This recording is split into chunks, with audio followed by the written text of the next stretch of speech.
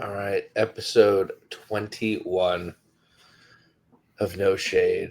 We do have another victory to talk about. It is once again smothered between losses and 4 games of previewing. It is, I believe, our first four game preview episode.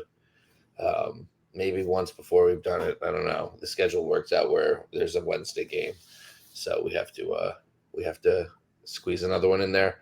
I apologize if my voice isn't 100% today. I was screaming and shouting at SummerSlam this weekend.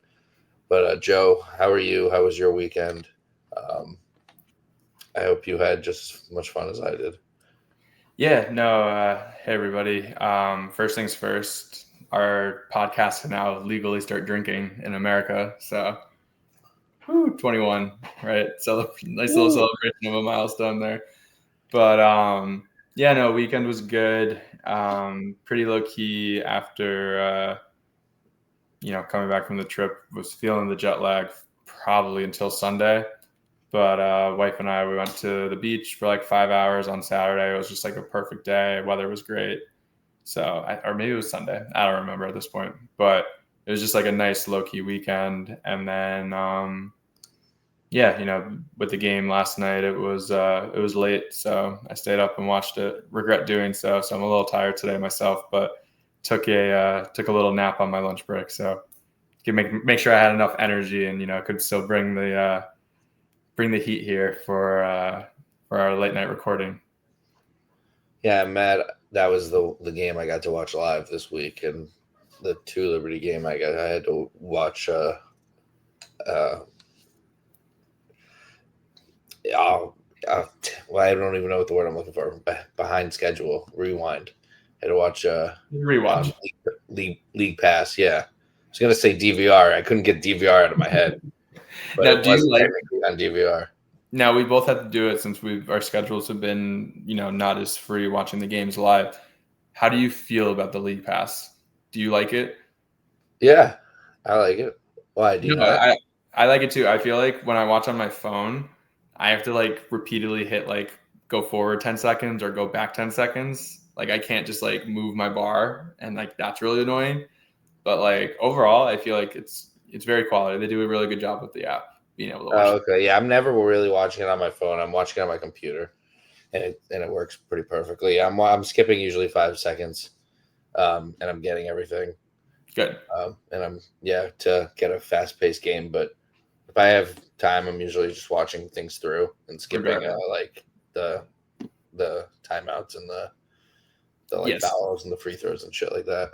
Sometimes I'm Gen X and I just have to my attention span, like I have to skip around. Like as soon as I hear a commercial or like Yeah, going to the free throw line, I'm just like, I don't need to watch free throws. yeah, exactly. Things like that. Yeah, I skip through, but everything else, yeah. Sometimes you got watch it, and sometimes if depending the score, it'll be like, well, the other team has the ball, whatever they score, whatever. If they don't, Yeah. depending on who's in, you want to see the defense or not. Yeah, depends. But yeah, I do like League Pass, and I do like the multi view and all the stuff like that. And I think it's a cool feature, and I think it's actually pretty cheap for all the stuff you get with it. And being able to both of us being able to watch together is pretty cool. Definitely. So let's talk about some league news. We had a couple trades. Of course, none of them involved the Connecticut Sun. First, actually, I don't even remember which one came first, but we'll talk first about DJ Carrington, former Sun steal of the draft. She got traded to the number one. I was going to say number one contender. I don't know why. Wrestling is still on my You're mind. still in SummerSlam mode. Yeah, fucking the number one seed probably. The Minnesota Lynx for Diamond Miller and Carly Samuelson, who they waived, right? Yep, they For waived her to so she was able to do her rehab in Dallas for her torn ACL, I believe. that makes sense. And they also received a 2027 second round pick. So not too much for a really good player in DJ Carrington. And it's official. We won the trade with Dallas. So Yeah, that's no, I think it's a fair assessment. I mean, DJ going to the Lynx, that's obviously a nice piece for them as another perimeter player there, energy player. She was clearly disgruntled in Dallas. I think that had a lot to do with it. She was hurt. She had a rib injury for a good chunk of the last couple of weeks. But she's going to take a lesser role in Minnesota. But I'm sure being back on a contending team, you're only going to get the best from DJ. Yeah, she said something too after the first game. She scored like 13 points or something. She said this is the first time all year she's been happy or something, which is kind of crazy. But Dallas seemed like just a bad location for her.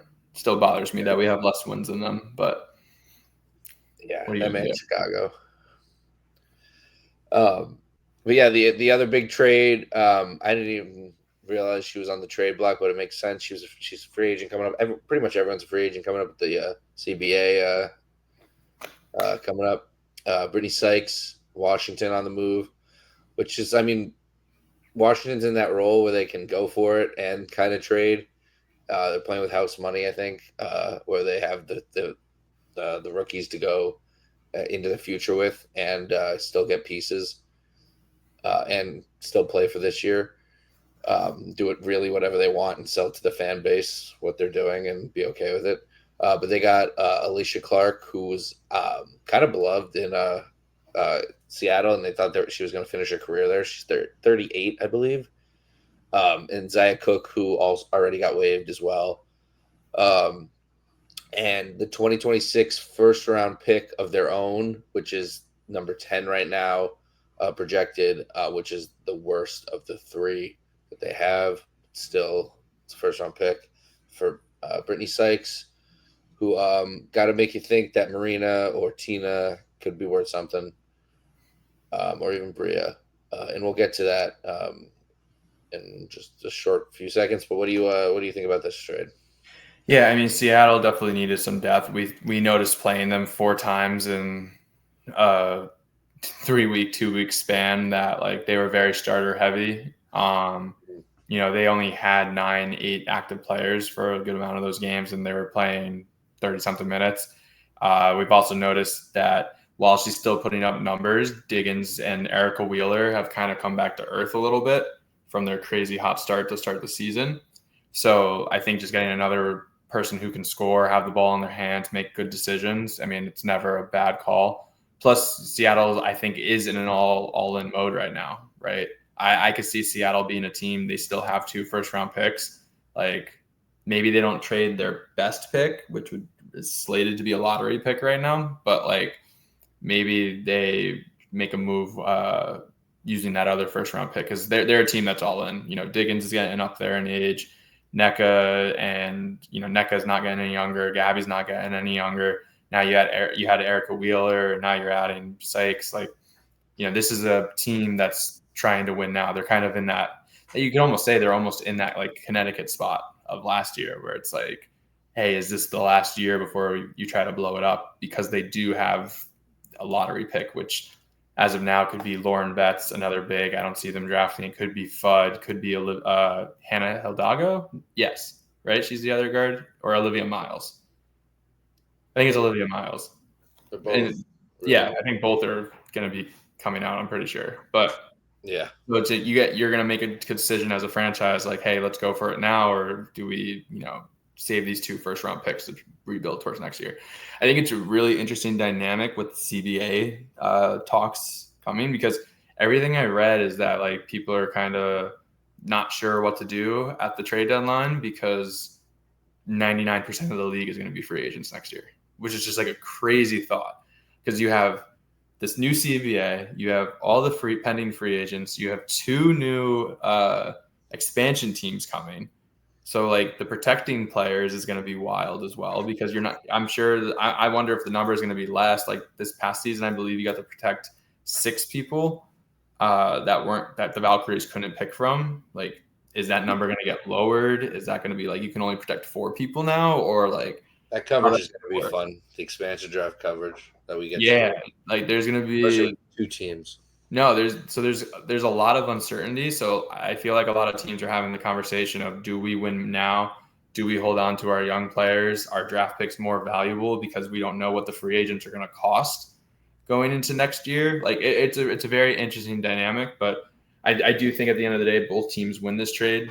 Washington gets younger, and like you said, they're in kind of the ahead of schedule. And you have Georgia Amore coming back next year with a couple, and I think they have 3 first-round picks again next year. They might not be done wheeling and dealing because we've heard Aaliyah Edwards' name on the block a bunch of times. So, I think it's a nice trade for both teams. Seattle trying to replace Jewel Lloyd and now getting a similar player who's younger, but the same style of play as an attacking guard. And then Washington, Alicia Clark is a professional, so that's nice to have someone like her being surrounded by the younger players. And she's a champion in the league, multi-time champion. Again, I thought it was a pretty good deal for both teams. Beautifully said, dude. Do you want to get into possible trades for us? Yeah, I think that makes sense before we hit everyone over the head with the sad music. Okay.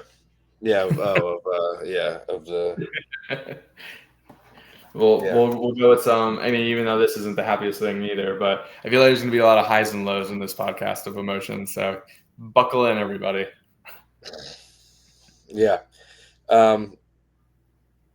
Yeah. So let's. We got 3 players realistically that we can trade. You're going to be surprised. First off, we're recording this the day before the trade deadline. So obviously everything that happens tomorrow, we'll try to be keeping up to date with it. I don't know when the deadline expires. I'll take a look. That's what I wanted to Google, and I was forgetting. I was blanking on it.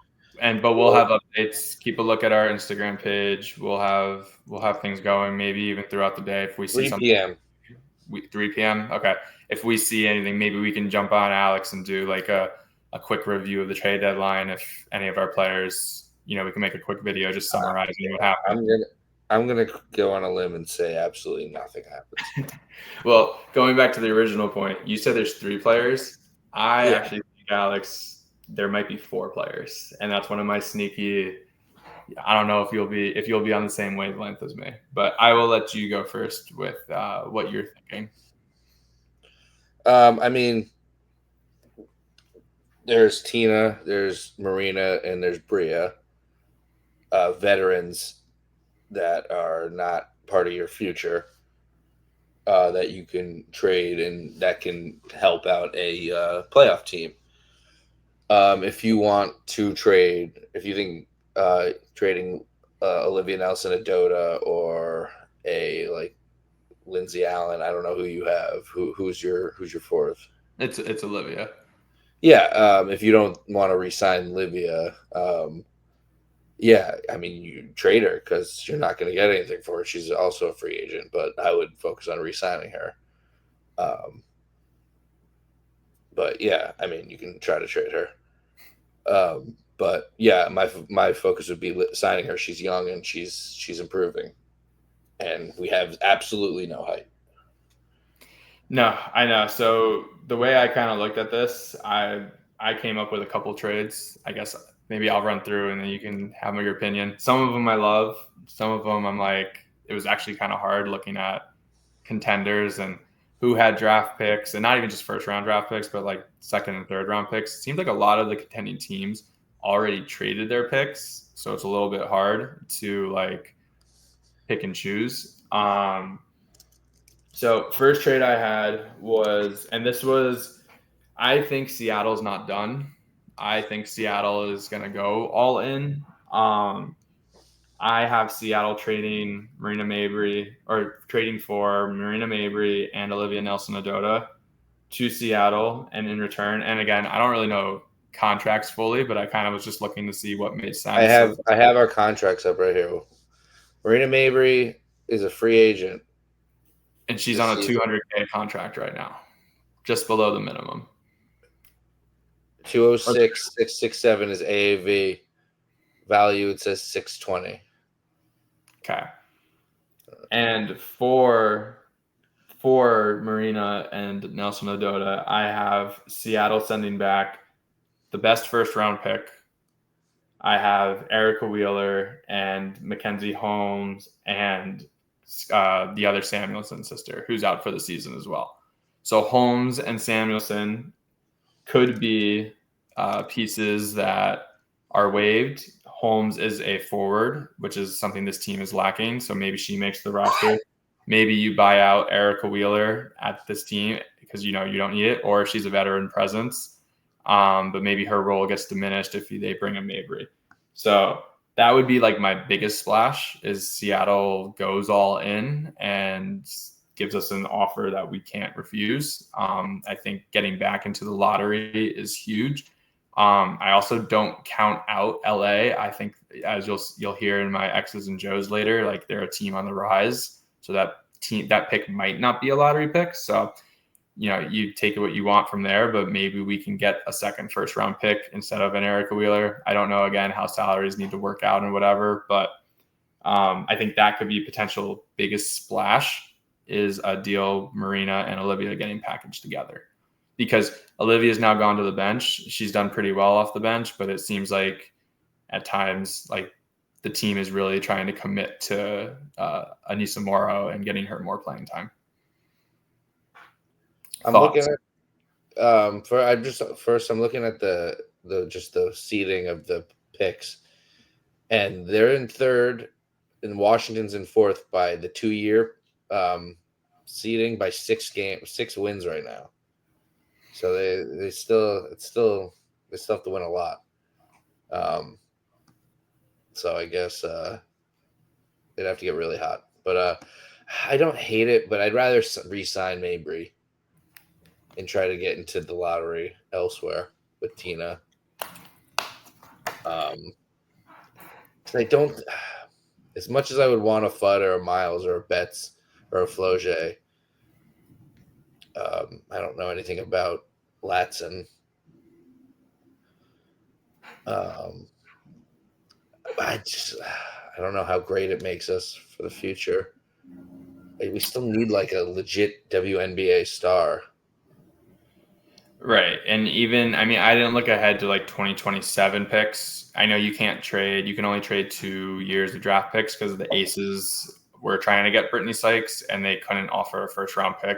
So I know that's a rule. But yeah, I feel like just looking at all the contenders and where the picks lie, like Seattle is still in the spot to make like the biggest splash if they really wanted to go all in. I don't hate it. If we can trade her and re-sign her, that'd be fucking amazing. Yeah, no. Trade her and then Sanaya could be like, yo, come back. That'd be sick. Well, I was reading somewhere, someone was like, they added Sanaya Rivers to the trade to keep Marina and Sanaya together in Seattle. And I was just like, there's no way we're trading Sanaya along with it. We would not. Yeah, that would be so dumb. No, even for their first 2 round picks. All right, second one. This one I had a little trouble going back and forth with. I was kind of looking at the contending teams. This trade is made on the notion that Caitlin Clark is going to continue to be out for a while. I have Bria Hartley I had it back and forth whether Bria Hartley to Atlanta for Anaya Coffey was one of my options and a second round pick, or it was Bria Hartley to Indiana for a second round pick. I think those kind of make sense, just having another person to be a scorer. Atlanta, they have their main stars, so Bria would mostly be as like an insurance policy for an injury or something.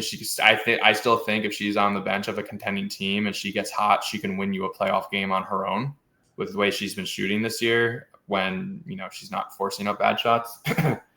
And then, like I said, to Indiana, I think same idea for a second round pick. I don't think she's going much higher than that. You're not getting a first for her. So I just had Indiana as a spot because they had a decent second round pick. And I think if Caitlin Clark is more hurt than they're letting on, Just another person that could put the ball in the hoop for them. I'm trying to look up Nia Coffey's stats. They're not that great. Yeah, I don't know why I would want her. Well, it's because she's an athletic forward. That's honestly a lot of my trades were getting us back a forward. Yeah, as much as I would like a big, like we still need scoring, and taking away Bria like 15. That's like 15 points a lot, like 12 points or No, 10 I know. points. I don't know. Not for Nia Coffey. What was the second one? The second one was for Indiana, just for a pick, like a second round pick. Yeah, no, that one was more. Yeah, no, I'd keep Bria. But I mean, I was looking at if you can get me like a somebody who's not 30, I'd probably do it. Yeah, like I said, that one was more. I actually had the hardest time, as much as I want Bria Hartley traded.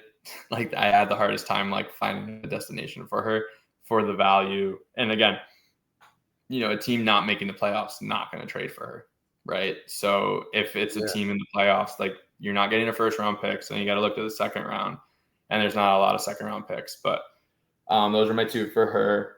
Then I had Marina Mabry. This is a solo trade for Marina. I have her going to the Golden State Valkyrie for their first round pick.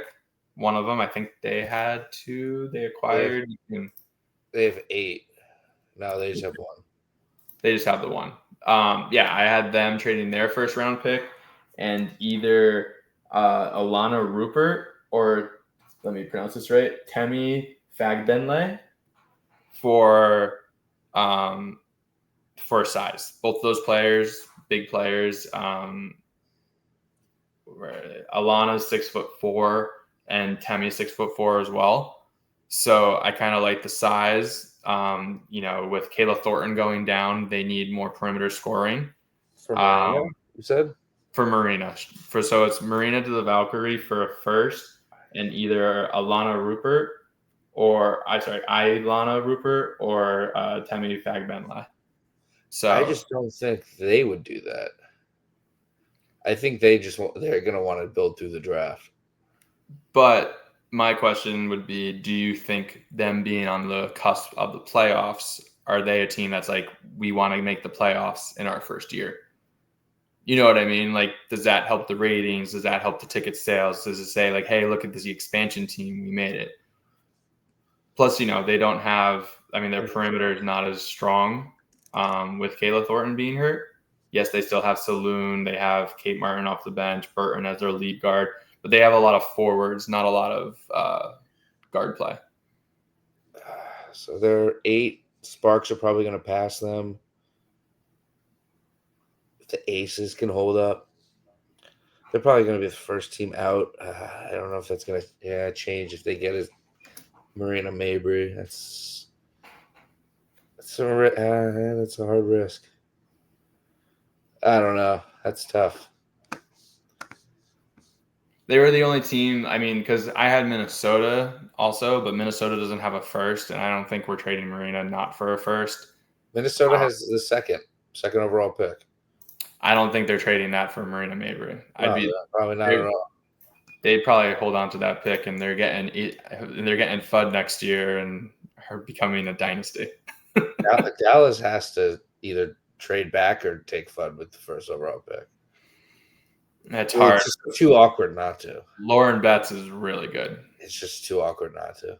Like, it's very hard to pass on a 6'7". They also got Lee Yaroo. I don't know how you can draft a center when you just traded for Lee Yaroo.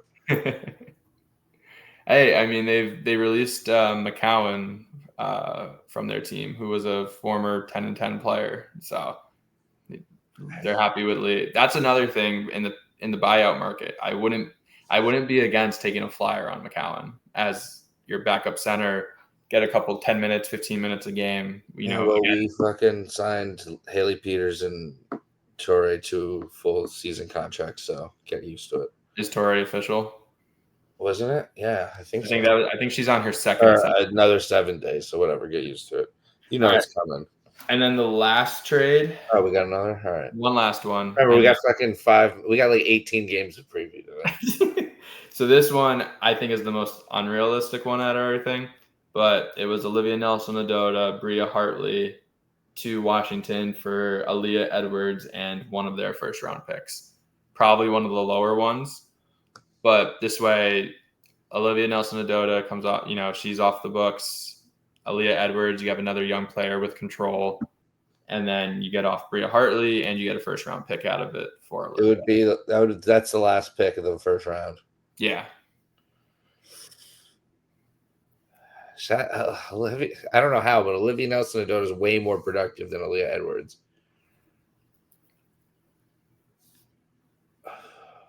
It's the years of control is where I'm thinking. Yeah, Aaliyah Edwards is under control for a lot more time.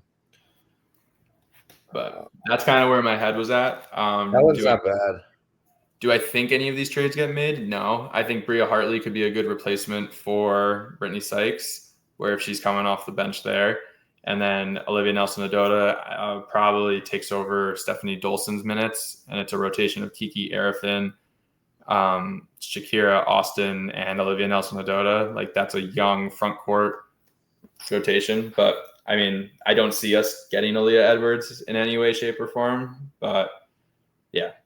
Those are my four big I say we trade Toronto for their 6th pick and their first ever draft pick for Tina Charles, and Portland 7th for their first ever draft pick for Bria Hartley.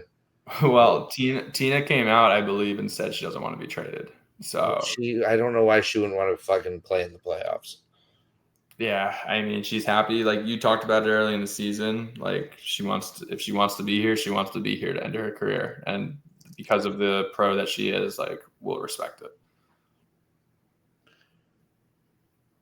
Let's see if I can find anything on it quickly. Tina Charles doesn't want to be traded. No, that's about the sale. If you want to talk about that real quick. Oh, don't even say those words. But yeah. So the news came out that the Connecticut Sun saying anything, but whatever. The Connecticut Sun are potentially going to be sold, part of the minority ownership of the Boston Celtics. Nothing is confirmed, which I thought was really interesting, that it was even leaked like that without the crossing the T's and dotting the I's. I'm very curious if the leak was done on purpose to, get ahead of it.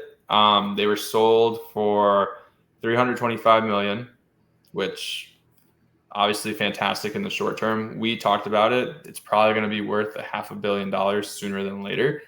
But I understand it's a very nice offer for, we'll call it one of the lesser teams in the league this year, even though Connecticut has had a nice history over the last 6 years. I believe they made it to at least the semifinals of the playoffs. So I know they haven't won, but they still have a rich history.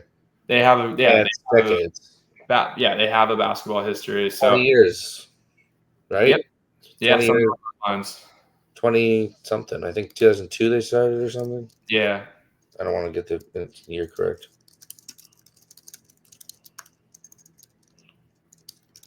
But I thought it was very interesting that it was leaked before, because both sides 99. 99. Both sides had to come out and make a statement God saying damn it. That was Orlando. That was 03. 03 was when they moved. Yeah, so you were a year off. I said 02, I think. 03. And both sides had to come out make a statement and say, like, oh, nothing's finalized. We're still da-da-da. Because one of the biggest things that came out was that they're looking to move the team to Boston as early as 2027. Yeah. I did a little more deep dive. So I think it was probably leaked like this because Boston was also in the mix for an expansion team. I think they were one of 9 cities that were trying to get an expansion team.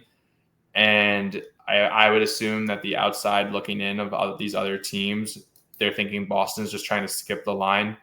I thought they didn't even apply.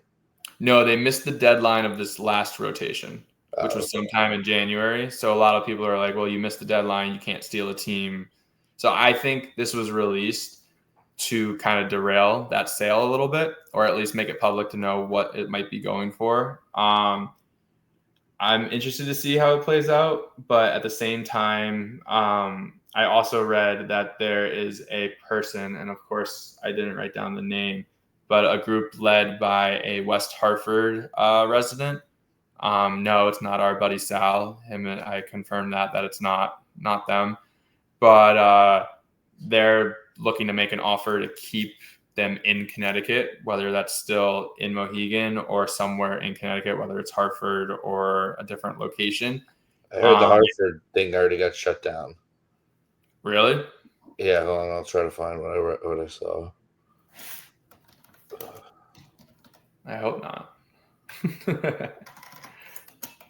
But it sounds like there's still going to be multiple groups in play.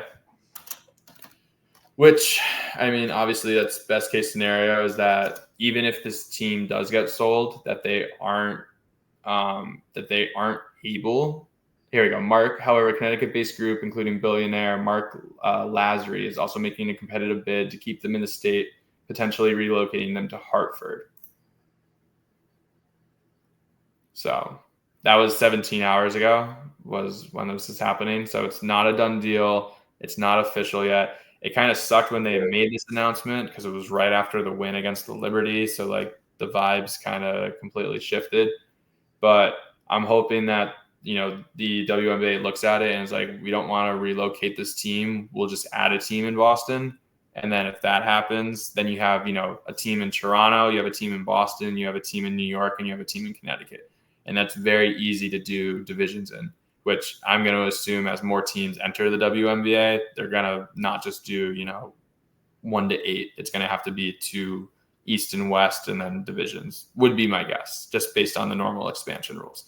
So not in freak out mode yet about it. Seems like there's still a lot of question marks. Obviously, I'd lean more that Boston is more and more of a realistic thing, but I'm still holding out hope that Boston will get their own team eventually and will somehow be able to keep the Sun in Connecticut.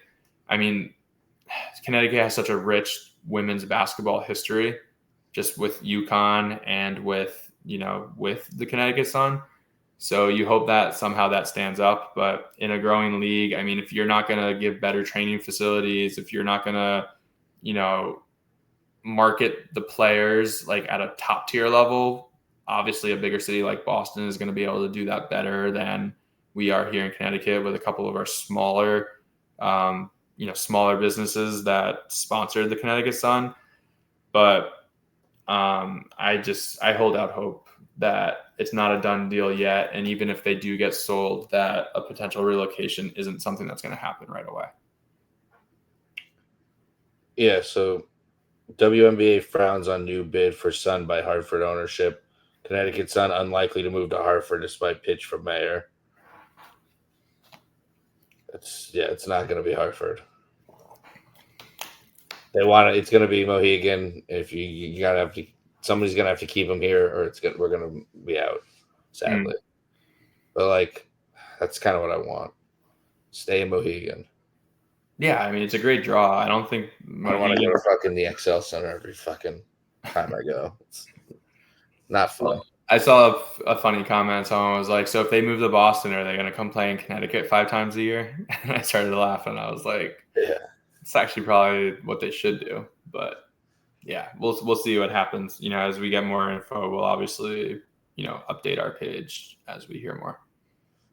Yeah, we're still TBD on what we'll do. But all right, let's get on to the preview or the review. Yep. Week 11 review. Game 1 against the Liberty. Let's start at the top of the mountain and then jump off. 17-9 Liberty are in Uncasville. 4-21 Sun. It is a much better matchup than the first time we played when we lost by 50 back in the Commissioner Cup game. Excuse me. Stewie is out, unfortunately, for me and my fantasy team. I have Phoebish replacing her. Didn't help.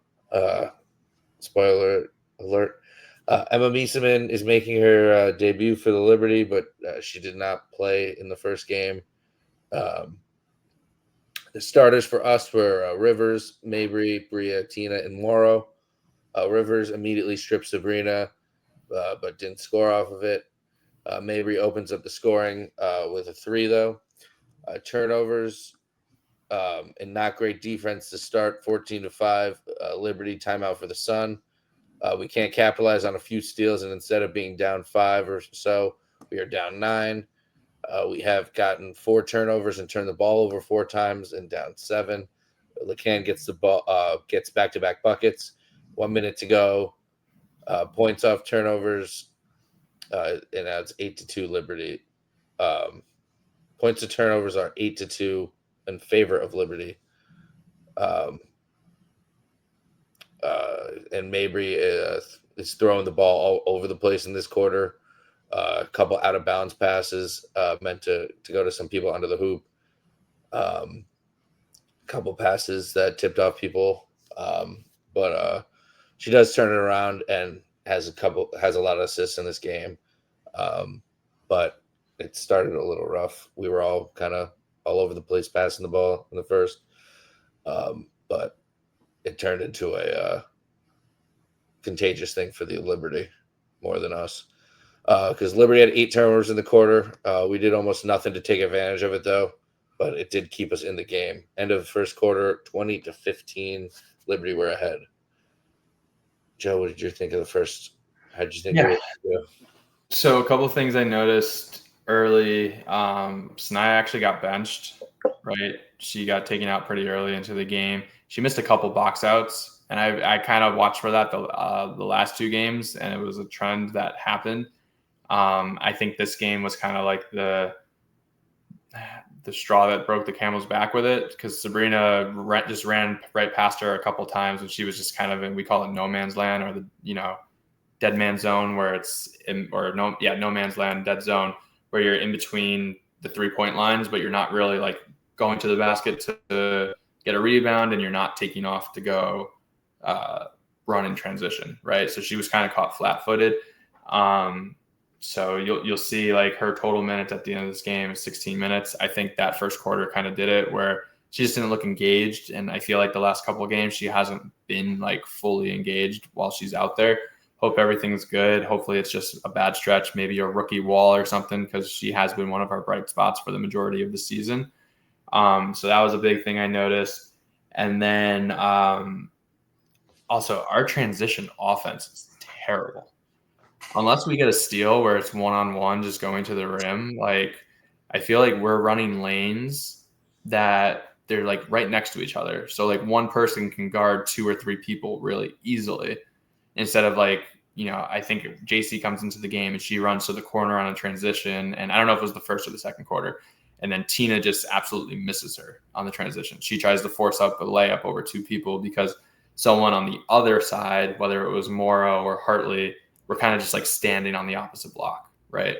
Something we do with transition at our high school is you always have 2 people running to the corner, you have 1 person running to the block, and you have, somebody who's trailing to, be an outlet pass if you get in trouble. So like, I'm curious, just like the spacing just doesn't look great. The only ones who I feel like run transition well is JC and Layla. And then Sanaya is just so uber athletic. She's normally stealing the ball and she's by herself. It's like once a game. I love it. It's literally, she just catches a pass and she just like strolls for a layup. And then the last thing with Marina and the turnovers, I'm glad you brought it up. I feel like they've been throwing these terrible lob passes recently. And I don't know if it's just to Olivia or it's just, I've just been missing it. But like they're throwing passes to Olivia Nelson-Dota as if she was like 7'1". And she was like extended, and like she's jumping and she's like still 6 inches short. And like those are things you work on every day, where it's like, okay, know her limits, know her thing, because she's open.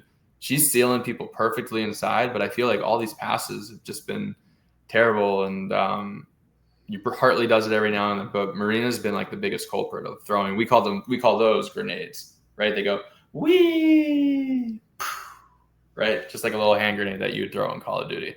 So Don't clip that. And but yeah. So first quarter though, but as sloppy as we were, New York was just as sloppy. And I spoke about in our preview.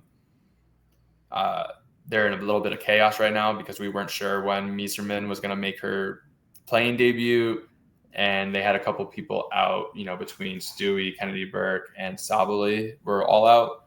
So as ugly as we played, they played just as bad, except for Sabrina. She was really good early. Mm-hmm. Yeah, pretty much. Yeah, and Sanaya, she's definitely in a bad stretch offensively, and it's affecting her defensively as well. Not that she's the worst defender out there or anything, but it's not like she's locking everyone down now. But she's had a bad stretch before, and she's responded with a great stretch after. So hopefully she does that again. But in the second, Lacan opens up the scoring with a wide open layup. We let them respond with a wide open three. Liv gets 2 blocks on back-to-back Liberty possessions. She's got 12 blocks in the last 8 games. And then she hits a jumper. Lacan hits an open deep three. Sanaya gets another steal, doesn't hit the transition layup, gets fouled, and goes 1 for 2 to tie the game at 25. Liberty hit back-to-back threes, including long Sabrina three, and Abria hits a classic response three. Rivers hits a nice coast-to-coast play where she dumps it to Tina at the last second, and she scores to cut the lead to 1, 35-34. Mabry had a really nice pass on her 5th assist around 2 defenders to Liv to cut it back to a 1-point game, 37-36. Connecticut takes its second lead of the game on Mabry free throws with under 1:30 left in the half. Mabry really making nice passes now to doing a complete 180 of the first quarter. Had another nice dime to Liv. Both teams turn it over with 2 seconds left, and then Tina ends up hitting a buzzer beater to go to the half. She just gets it off in time. Really looked like she was holding on to that thing forever. For 2 seconds, it felt like 12. 44-37, Sun up and a half. Tina's got 12. Lacan's got 11 on 4 or 5 shooting. Liv's got 8 points, and Marina's got 7 and 6. Joe, halftime. What are your thoughts? Yeah, no, short and sweet on this one. The ball was moving in that second quarter. It was left to right, different different people, ball, jumping. Like we end the game 21 assists on 28 shots. And that second quarter was huge. And, as much as we discouraged Marina in the first quarter, second quarter, she was much more confident with the ball. She was aggressive. She was finding the open players. But, yeah, just a really good second quarter. And, in a game, you almost felt like we should have been up 20 at this point. Yeah, if we could have started and capitalized, yeah, definitely. But we can rarely play 4 quarters. But here we are in the second half. Morrow makes a really bad pass from the corner to the top of the arc, gets picked off. Luckily, they missed the layup on the other end. Mabry finds Rivers underneath for the basket. Connecticut's biggest lead is 8 with just under 2 minutes into the third underway. Just 2 minutes into the third. Morrow finally on the board 4 minutes into the second half, but she's got 7 rebounds, so she's not silent out there. Mabry intercepts a pass and hits a 3. 18 turnovers now for the Liberty. Connecticut up to 10. So there's a lot in total, but we're getting more than they are. We're getting more interceptions, more turnovers. They're turning the ball over more than we are. Lacan's ability to speed and get to the hoop and finish or pass off to somebody at the last minute is special. We don't have anybody who can do that besides her. She does it again to get Tina and one. It's just fun to watch. Nobody's really getting to the hoop and finishing like her. Or, like I said, passing it and getting somebody else a bucket. We can't get a shot off, though, as time expires at the end of the third. 64-55, Sun up, end of the third. You got anything you want to roll into the fourth? Yeah, the craziest thing, just to add on with Layla, it's like, I've texted you this today. I probably said it on here already. She goes left. Like, I think that's the difference, is that she can go left and right. Because I feel like on a couple ball screens, it's called icing when you really push like the primary ball defender like high up on them to keep them on one side of the floor, and then you have the big push it even so everyone stays on the left side, right? Because a lot of our players, as they're going left, they're dribbling with their right hand, which is just like mind blowing. But she looks at it, she gives a quick jab to the middle, and then she can get to the rim or just get to the paint like on 2 or 3 dribbles using her left hand. And then, everyone collapses, and then it's, out to the corner for a 3, dump down low, hitting a cutter. Like it's so much fun to watch because it's how basketball should be. You should be able to use both hands and go both ways consistently. I mean, we talk about the best players in the league and they're doing it, but like our players are very right-handed dominant, which like they're very, very good going right, obviously. But yeah, she was very fun to watch this game, and like even the broadcast was giving her compliments the whole time, being like, this young budding superstar, keep your eye on her. And it's like, yeah, you can see it. Yeah, the broadcasters falling in love with Layla. She's really fun to watch. So we're going into the fourth. Liberty have been held 80 points only 3 times this year. Their lowest is 70, so that's something to watch. Liv is a game high plus 21. I know you love that stat. Only 19 minutes. Mabry has a big block from behind when she's getting back on D, blocking a Fee-Bitch 3. LeCann is up to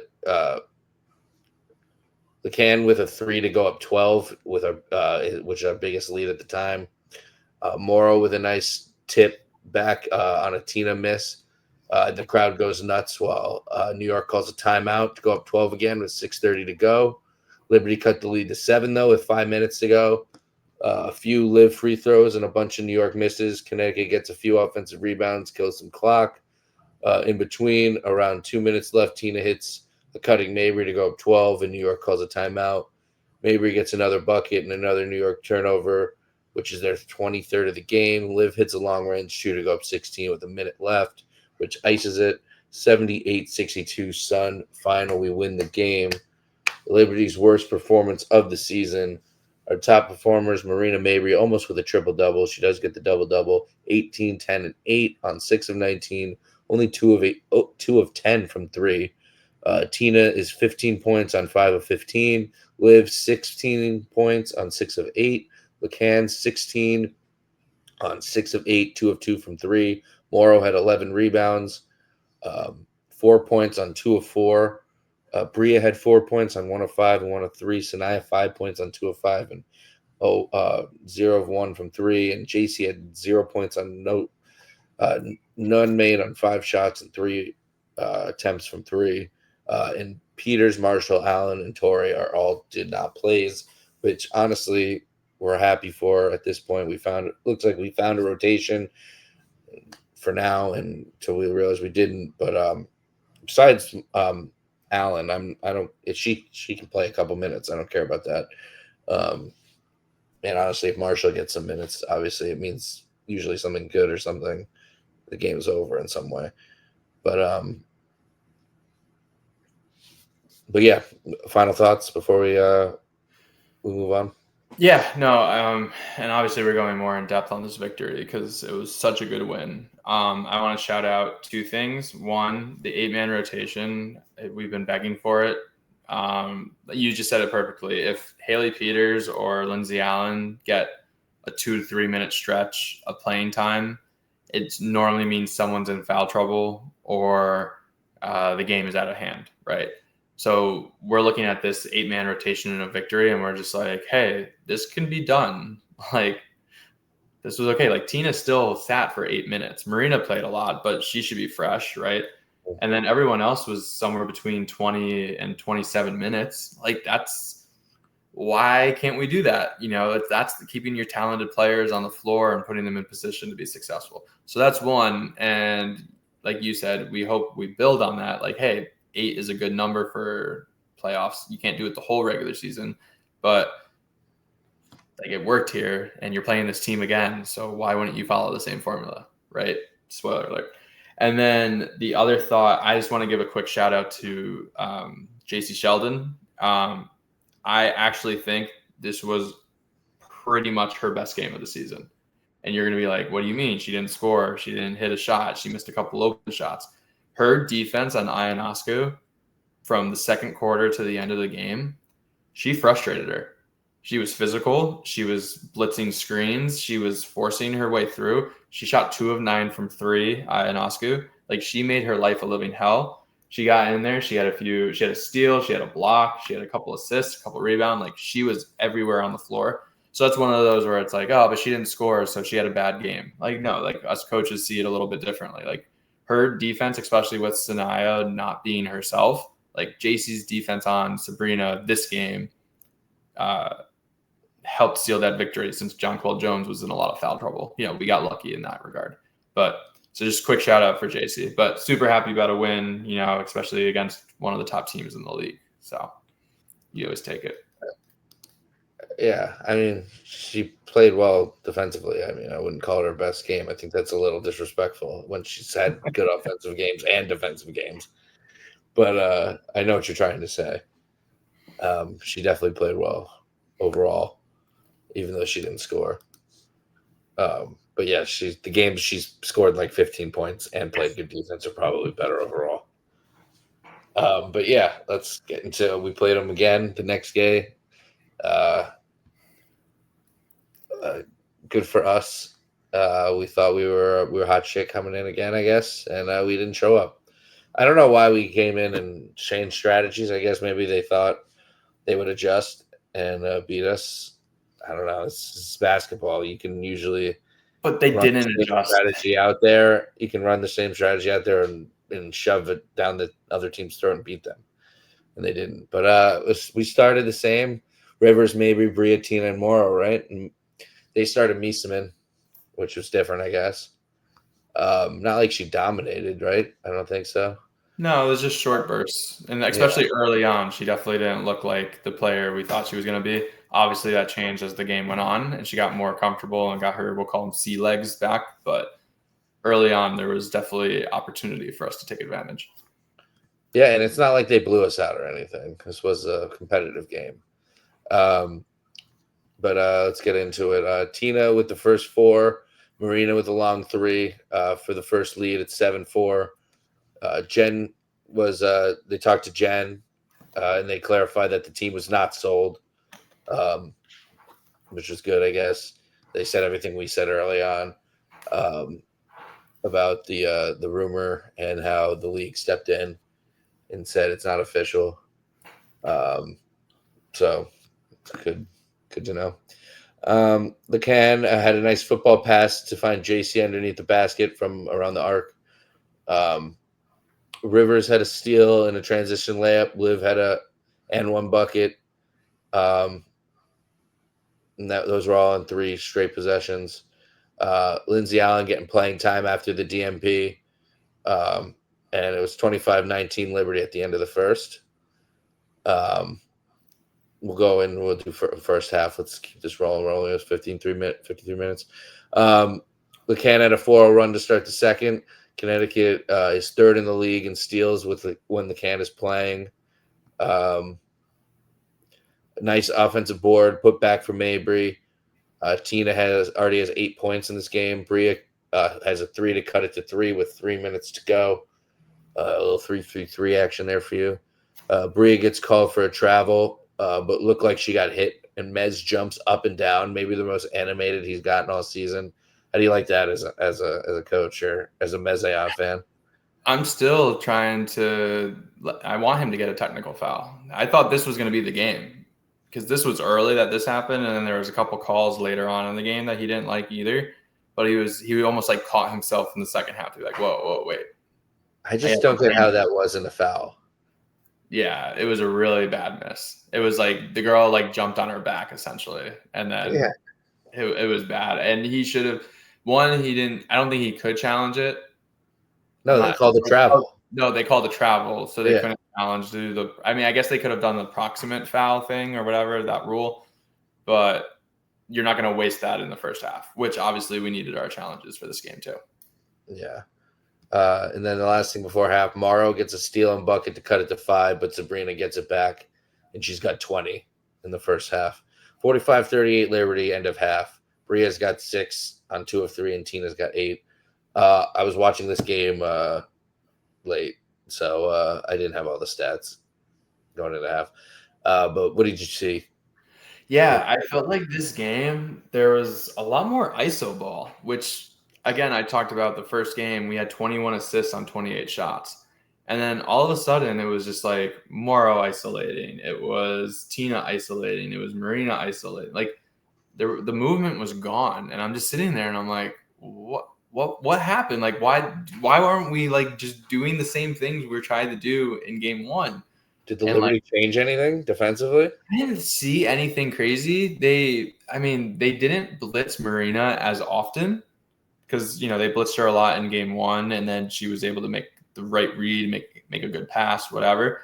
They didn't blitz her as often, but like at the same time, it wasn't like there were new players on the floor. Like Mieserman was in and out every like 3-4 minutes. Like the rest of the team was still the rest of the team. They were still turning the ball over. But it was just like, for whatever, like our style of play was just like not good. And then also Sabrina got going. And by got going, she was I mean, she got her numbers in both games, but yeah, she was unreal. Well, this one was a lot. Like, I mean, first half numbers, I have them here. She was 9 of 14 in the first half. Yeah. Like, that's comfortable. So, yeah, she had 20, so. And you knew she was going to bounce back. She doesn't normally have a few bad games in a row. But yeah, it was frustrating to watch because it wasn't the same style of basketball that we saw in the first game versus them. Yeah, all right. Second half, Bria starts the half by shoving Sabrina and not apologizing for it. Nothing really comes of it, though. But Tina hits a 3, leading the team with 11 points. Lacan gets called for something that should have been an offensive foul on Sabrina. Mieserman blocked Bria, and Bria whacks Emma on the way down and pulls her down and gets 2 shots in the ball, and Liberty gets a 4-point swing. Torre is now in after a DMP with 3 minutes and 30 seconds left in the third, down 5. JC with a strip and Tina with the finish to cut it to 7 with under a minute left. 66-57 Liberty at the end of the third. JC does a lot of the little things. On a better team, it might lead to more buckets. I think that became after a long rebound she got that led to a pass that led to would have led to a hockey assist to an open 3 that we missed. That made me think like, damn, that would have been a sweet play to cut the lead down to 6. Bria hits a 3 to cut it back to 10. Morrow gets a nice offensive board to put it back, and a putback with 132 left, down 12. Rivers cuts it to 10. Bria cuts it to 8 with 37.1 left. And the Liberty call a timeout. Morrow actually gets a steal, and they commit a foul. For some reason, it wasn't a take foul. Was it not supposed to be? I think someone was technically in front, so it was more of a loose ball foul than a take foul. I don't think we had full possession yet. Got it. Mabry misses a 3 that went in and out, but Morrow literally threw somebody to the ground, so it wouldn't have counted anyway. It was comical how she just shucked somebody. And then a few free throws ended it. 87-78 Liberty win. Top performers: Tina 17-8 on 6-15, 1 of 3 from 3. Morrow 16-9 on 5 of 11. She was 0 of 3 from 3. Bria 12, 3 and 4 on 4 of 10, 2 of 5 from 3. Marina 10, 3 and 2 on 3 of 12, shooting 1 of 7 from 3. Not great numbers shooting, but got her numbers a little bit, I guess. Rivers 7 points on 3 of 5, efficient but not velocity, not volume. Liv 8 points on 3 of 5, same thing. Sheldon and Lacan had 4 points each. We want to see more from Lacan. But yeah, Peters and Marshall did not play. So Torre over Peters. So my biggest complaint, and you just said it, we need to see more from Lacan. She didn't play the fourth quarter. We played 10 people in the fourth quarter, and not one was Layla Lacan. And I don't understand what happened. And I didn't look at the press conference to see afterwards, but like that's a question I would have asked is like, why didn't she play? Did she tweak something? Did she not feel well? It couldn't be just like a rhythm thing. You were down 12 the entire fourth quarter, most of it. I mean, yeah, you could just. I'm just guessing just wasn't her night. She wasn't having a great night. Nobody was having like a great night. Like none of the point guards were going off. No, you look at who closed out. Who was closing out? Bria. You look at the fourth quarter minutes. I don't have who closed the game, but the fourth quarter minutes was Tori at 1:40, Lindsay Allen at 2:40. Fine. Can those 3 minutes go to Layla? Yeah. Olivia I'm sure Nelson. those minutes were like the last 3 minutes when we were down. I think they started the quarter because they ended the third quarter. So it was like ending the third, starting the fourth. Olivia played 5 minutes. JC played 3.5 minutes. Bria Hartley played 7.5 minutes. Marina played 8 minutes. Tina played 10 minutes. Morrow played 5 minutes. And Rivers played 6 minutes. There's not 3 minutes to see if Layla can get hot or make a couple plays and then pull the trigger to be like, all right, you're done. I thought that was like a really bad decision based on the game that just happened, where she was literally, her and Nelson Adota were the two best players, plus minus, defense and offense on the floor. And like Tom Thibodeau, just play your players. Don't play the bench. I don't know. And I just wish we had an answer, because you just come off a victory and then you want to play 10 people. And like, I don't know where he said, sat there and said, I'm not playing Layla this entire fourth quarter. Mind blowing. Yeah. Hopefully she was just like, I don't want to say hopefully and then say like she had something wrong with her. No, right. Like hopefully it was like just that something for that one game. Just a feel. Or something. I mean, we did have another game and she played, right? Yeah. Like, so we're fine. We moved past it. It was just like a weird, like, Mez does these things. Yeah, but like in a game that you can win. Maybe she was just like not playing well, and he was just like, you need to play better. I mean, yeah, I don't know. We could have won. Her full stats for the game were 15 minutes, 2 of 5. Like she had maybe he's just like load managing people. And it's just like this was a game she wasn't going to play a lot of minutes. I don't know. I left a bad taste in my mouth being I'm just saying like a lot of I'm not saying it's good or smart. I'm just saying like a lot of weird minutes. I feel like we give a lot of people weird minutes. Oh yeah, it's inconsistent. We don't have consistency for sure. But that was my biggest one. And like I said, I don't like Tori played 6 minutes total and Lindsay Allen played 8 minutes. So theoretically those should have been Layla's minutes, but whatever he saw, and I'm not happy about it. All right, let's get into this last game of the week before we get into fucking previewing for 8 hours. I know. All right, we're 5-22 at this point, I believe, and we're playing the 17-11 Mercury in Phoenix now, flying across country, which we don't really ever do well. I believe 4 of our wins have come at home, and 1 of our wins are on the road. Home wins are Valkyrie. Should be easy to count, right? Valkyrie, Storm, Liberty, and I'll tell you right now. We are 4-11. Yep, and 1-11 on the road. Who was the other team? Oh, in Atlanta. Who do we beat on the road? We beat on the road. Come on. This is a trivia question. Who did we beat on the road? Oh, my God. Because we didn't beat Dallas. We didn't beat Chicago. We didn't beat Minnesota. Aces. I don't know. Just for the sake of time.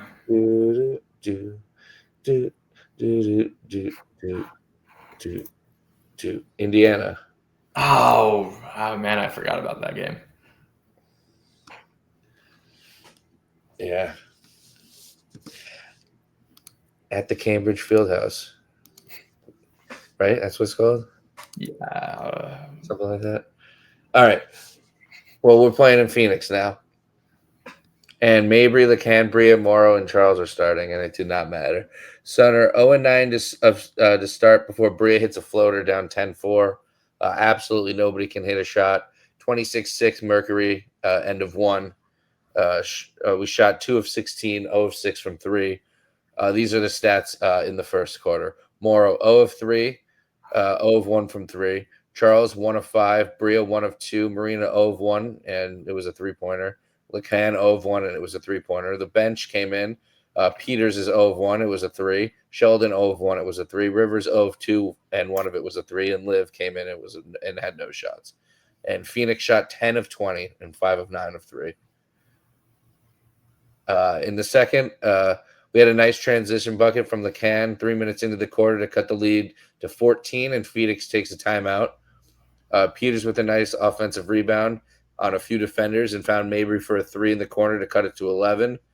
Mabry is 4 of 10 with 11 points. Tina with 5 points. LeCan 4, Bria with 2. That's all of the scoring, 33-22.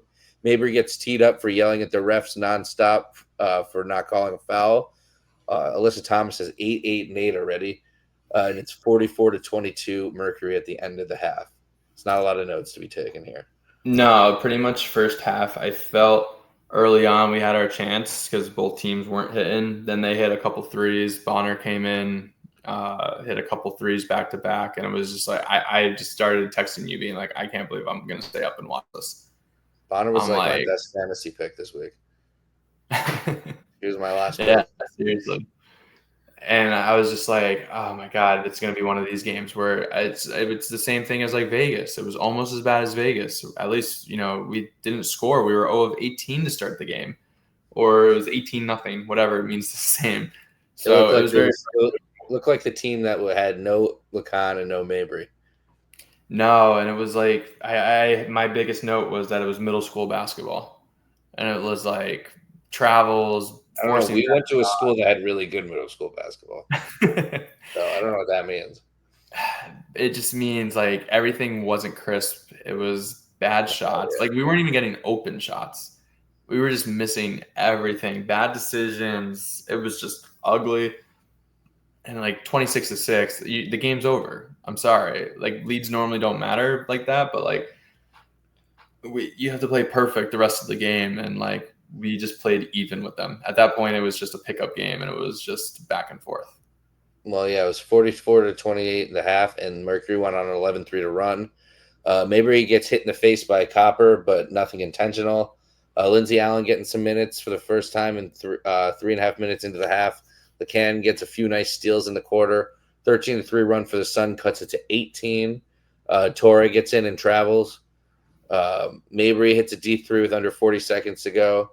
64-48 Mercury ended the third. Torre gets her first bucket of the season, which was literally her first stat that was not a steal. She had over 4 or 5 minutes in 4 games, I believe, and it was just all zeros except one steal in one game. And now she has a bucket, so congratulations. JC scores for the first time with 6 minutes left in the game. Alyssa Thomas gets her triple-double. Bria hits her first 3, and it's 82-66 Mercury win the game. Top performers, Marina Mabry, 18-3-3 on 7 of 18, 2 of 7 from 3. Tina Charles, 16-7 on 5 of 12, 1 of 1 from 3. LeCan, 10, 5, 2, and 6 steals on 4 of 9, 0 of 2 from 3. JC and Bria with 7 points. No one else had over 4. And yeah, let's recap from you, Joe, before we move on to what was even more of a lopsided fantasy victory. Yeah, I mean, it just wasn't a great game. We were 25 of 72 from the field. It's just ridiculously bad. Layla LeCan getting 6 steals again. Could you imagine if she started the season with us? She'd be like trying to break the steal record in a season. Her instincts are so good. People like think like she's the next evolution of player. Like the 5'11", her wingspan is crazy. Like she's just always in a passing lane or getting a tip or reading a skip pass. So I love seeing her do that. I mean, she played 22 minutes. So again, we asked what's up with Sanaya. She only played 13 minutes. Haley Peters getting a lot of minutes this game. I guess good enough to sign her for the rest of the year after this, like we did. Yeah, I mean, it was a legitimate throwaway game. It was We signed Haley Peters to DNP her. It was literally a throwaway game, and you hate to have that after having two very competitive games against the Liberty to show up and do this. But, hopefully now that they're out on the West Coast, they're getting situated, and we can find a little bit of consistency because there's been none the entire season. Yeah. So, yeah, let's wrap a bow on that, and let's move over to fantasy. Yeah, it wasn't close this week. This is the most lopsided victory there will be in fantasy, probably history. My team was Tina, Phoebish for Stewie, Satu, Bria, Cloud, Bonner. Yours was Sabrina, AT, Thomas, Copper, Mabry, and Lacan. And you won 344, which was a record, breaking 311, which was your own record, to 227. So you won by 117, which is a record of margin of victory. So congrats. You are now up 7-4, and your running total is 2,524 to 2,366. You're up 158 overall. We're just going to keep stacking victories over here. Let's run down the team this week. I had Tina Charles 25, 27, and 26 points. Phoebish 9 and 12. Satu Sabali 33. Bria 11, 21, and 12. Cloud 14 and 12, and Bonner 25. Joe, you had Sabrina 37 and 52. 1 point off the all-time scorer, Nafisa Collier at 53 for me back in week 2. So almost a perfect week where you set almost like every record. But you also had AT at 40. So you had a 52, a 40, and a 37. Jonquil Jones also had a 37 for you and a 27. Copper was 17. Mabry had a 39, 16, and 24. Lacan 22, 10, and 23. Hell of a week. So when you blow it, it'll be even more ridiculous. So we'll see how you do this week, but that's at the end. Now it's time to preview week 12. We have 4 games. Before we get into who we are playing, let's talk about where the Sun are this week in the W. Let's run down the stats. Wins, we are in 13th out of 13. Remember, there are 13 teams, so if we hear the number 13, that means we are dead last, people. Wins, we are 13th. That is, we are staying pat. We are equal from last week. Points per game, we are 13th. That is the same as last week. Field goal percentage, we are 12th. That is the same as last week. 3-point percentage, we are 13th. That is the same as last week. Free throw percentage, this is the one we're really good at. We are in 3rd. That is the same as last week. Rebounding, we're in 13th. That is the same. Assists, 13th. That is the same. Turnovers, 9th. That is the same. That is the 5th worst in the league. Steals, we went up 1. We are now 5th in the league. Blocks, we went down 1. We are 9th in the league. Personal fouls, we are the same at 13th. Foul the most. And fouls drawn, we went down 1 to 7th. We draw the 7th most fouls. Personnel-wise, Tina Charles is 14th in points per game, which is up 2. But she still averages the same at 16.1. But she was 16th. Now she's 14th. Marina would be 21 if she qualified at 14.4, but she doesn't qualify because of her time injured. Tina Charles is 19th in rebounds per game with 5.8. That is equal to her place and her stats to last week. Anissa Morrow is 20th. That's up 5 spots from last week. She's climbing with 5.6 rebounds per game. She was 5.3 last week, so just 3.3, jumped 5 spots. And Liv is down 3 spots at 23rd with 5.4, down from 5.7 last week. An assist per game, we have Bria Hartley at 27th, which is equal to last week. She's up from 3 to 3.1 a game. Sanaya Rivers is in 31st, equal from last week with 2.8, same as last week. And Marina would be tied for 16th at 3.9 if she qualified. JC is now in 10th, which is down 5 spots in 3-point percentage, shooting 41.2%, down from 44.2% last week. Lacan is first in steals for rookies and would be second overall with 2.3 a game if she qualified. Obviously, she's kind of far off that. And Sanaya is 8th in steals, down 1 from last week, and from 1.6 to 1.5 when she was 9th. Liv is 7th in blocks, down 1 from 8th, with still averaging 1.3 a game. Sanaya is 13th with 0.9. In the injury report, all we've seen so far is Bria Hartley has an illness and is questionable for the first game. A case of the trade deadlines, as I called it. I don't know why we would say she's sick if we want to try and trade her. Yeah. Guys, she's got a deadly case of the flu. You want her? It'll be magically healed with a second-round pick. Yeah. But yeah, that's where we are in the league. There's a lot of room for improvement after these 4 games. But yeah, game 1 this week is Thursday the 7th. Hopefully the day you're listening to this. If not, you already know what happens in it.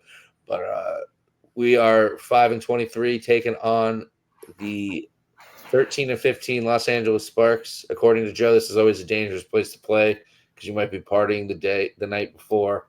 So hopefully these ladies are in bed resting and not partying either in Sacramento or San Francisco or in Los Angeles. But yeah, the Sparks come into this game in 9th place. They are very good, though. Do not take that lightly. They are 8-2 since July 5th, coming off of 4 of 5 games, scoring 100-plus points, including the first one being against us. The Sparks are 2-0 against the Sun this year, winning both in Los Angeles and in CT by scores of 92-88 and 101-86. Liberty, our third highest scoring team in the W, scoring 86 points per game. They shoot the second best field goal percentage at 45.9%. And the second best from 3 at 35.3%.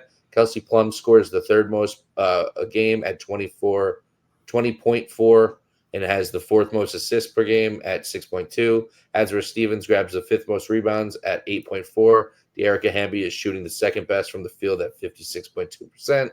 And there are currently no injuries from the Sparks, which is a huge shift from the beginning of the season. Cam Brink is officially healthy. She's playing. Joe, what are your X's and Joe's path to victory?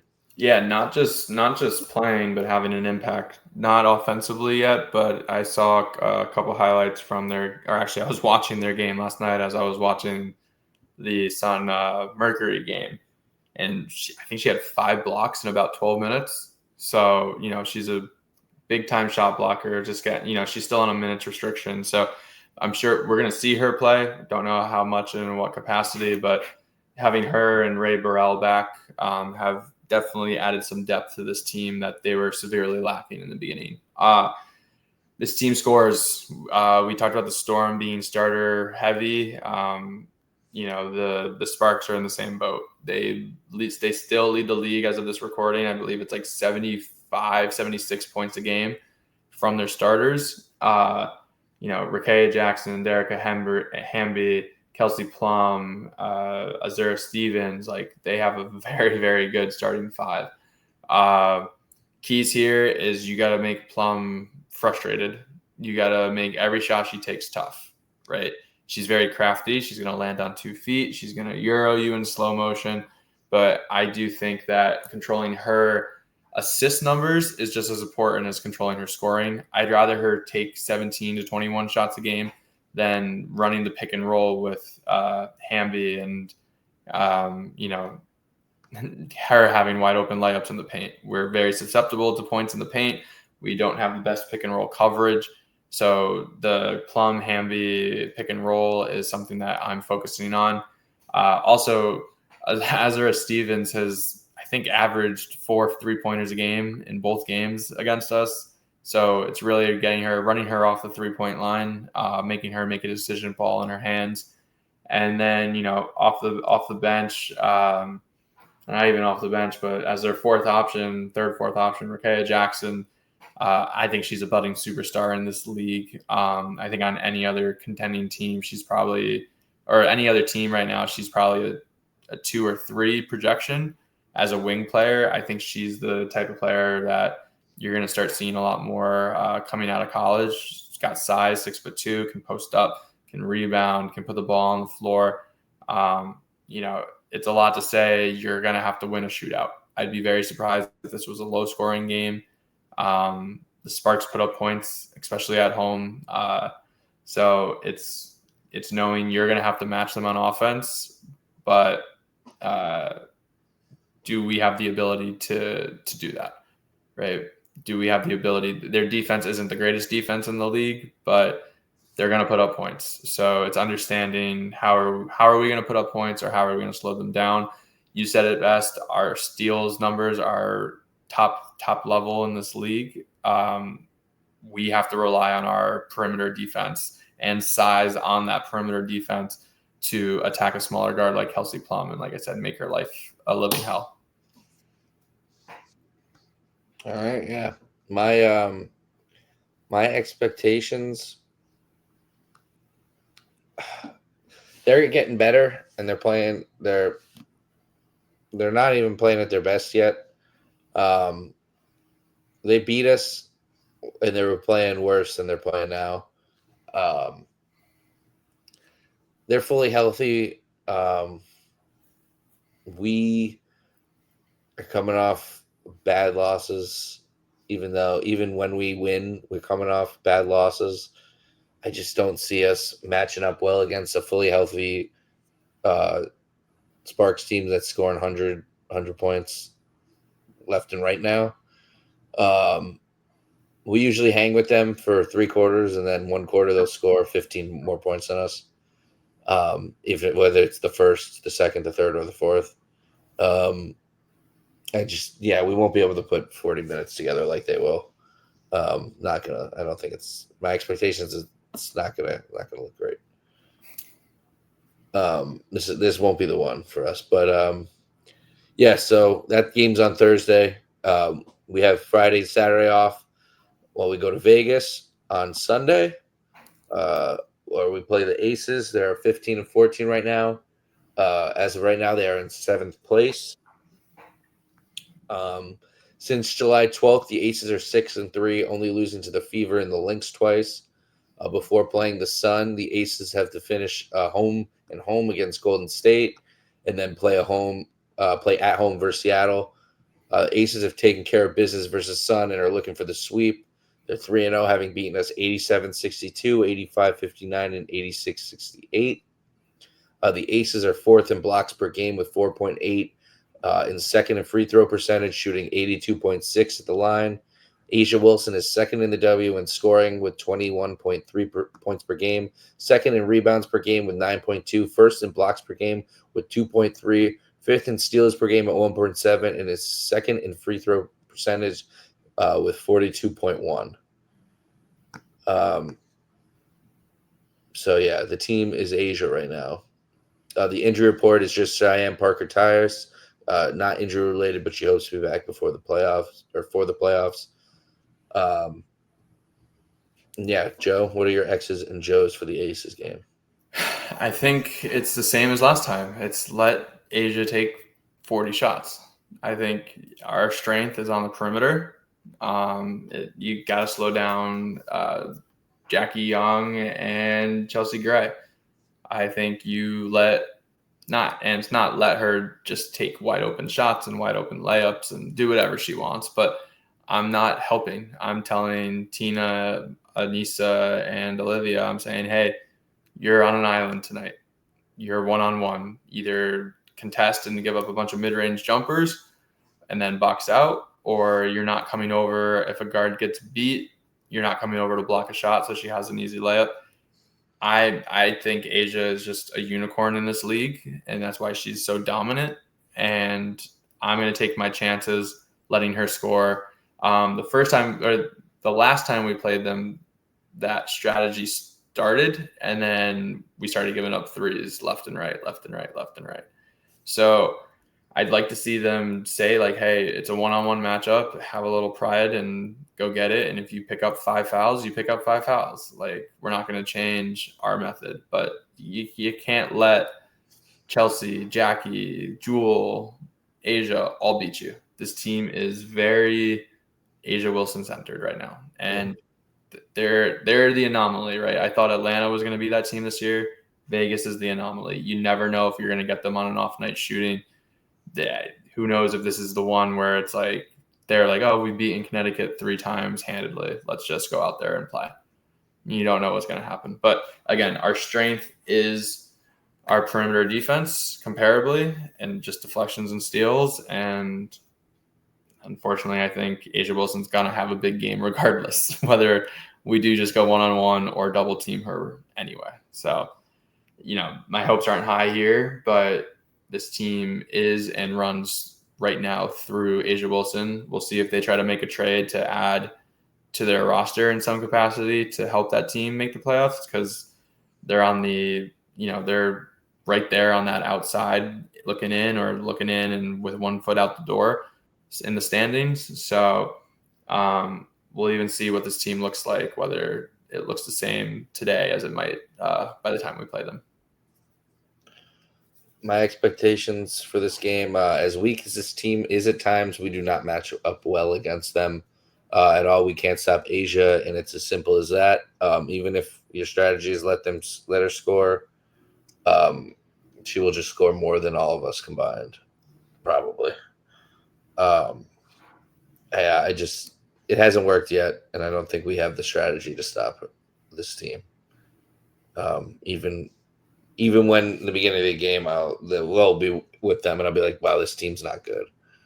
They'll just break away at some point because we just can't hang with Asia. No. But, let's talk about the second half of this road trip, which should be easier games to win. I hate that this game is on a back-to-back because this game comes on Monday night. We're going from Vegas back to California, up north to the Valkyrie, who are 14-14. Valkyries come into this game as of right now in 8th place. Since getting blown out by Connecticut last time, they've won 3 straight all on the road against Atlanta, Washington, and Chicago, but just lost to Vegas. They're a total of 4-2 since losing Kayla Thornton, their best player. The Valks have to play against Vegas at home, and then the Sparks at home as well before we play them on the back-to-back. This is their third matchup between these teams. We won a game, and the Valks won. We both won a game. The Valks won 87-63, and the Sun won 95-64. The Valkyries are second in rebounds per game with 36.3, and are fourth from the free throw line, shooting 80.7%. Tiffany Hayes is third in 3-point percent shooting at 44.2%. And with Thornton out, Tiffany Hayes leads the team in points with 12 points per game. Veronica Burton leads assists per game with 5.2. And Temi Fagmanley leads the team with rebounds with 5.3. The injury report, Tiffany Hayes is day-to-day with a leg. She's questionable tonight. Honestly, I don't know if she played. That's what I was looking on my phone. She started tonight. All right. What about Cecilia Zandalazzini? I believe it said she was out. She was out with a foot before, questionable to return. Could return tonight.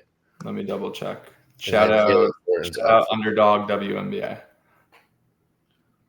No, Zandalazzini, whatever. Jesus. That was so bad. Cecilia Zandalazzini. Thank you. She ended up playing tonight. I think they're both in. Yep, they're both in. All right. What are your X's and Joes? My X's and Joes are more like the ABCs. No. So still a team that shoots a lot of threes. They do have size, which they take advantage of on the offensive glass. in our last matchup, we did a really good job contesting the 3-point line, forcing up tough threes. It's a lot of the same. I think we have to control the rebounding. If we win the rebounding battle, short and sweet, we're going to win this game. I think, if I remember correctly, Morrow started against them last time. I'm assuming she's going to start against this time. I actually look for her being the key. I think she's just a strong body, where this team is more like tall, lanky players. I think her strength is going to show in a game like this around the boards and being able to rip the ball away. You said it best. Veronica Burton and Tiffany Hayes, still very good backcourt. It's slowing them down.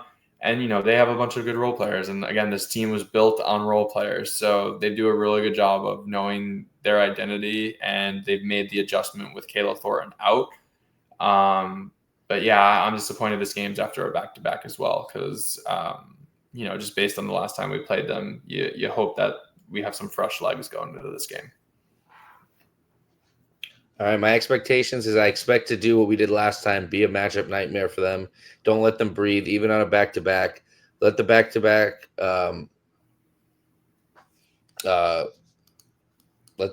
work for us, be hot.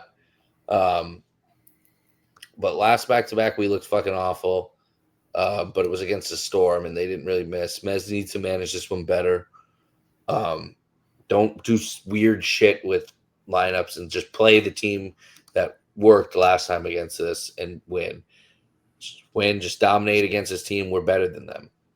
Even though they're playing well and have some impressive wins, we are face-to-face are better than them.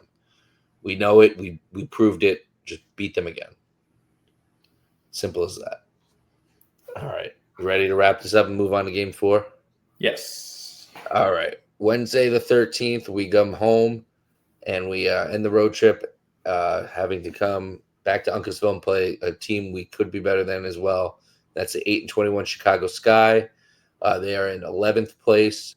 And after an 8-game losing streak, the Sky have beat the Mystics on Tuesday. And they have to play Atlanta and Indiana before coming to Connecticut. The Sky and the Sun have only played once, and it was back on June 15th, and the Sky won 78-66.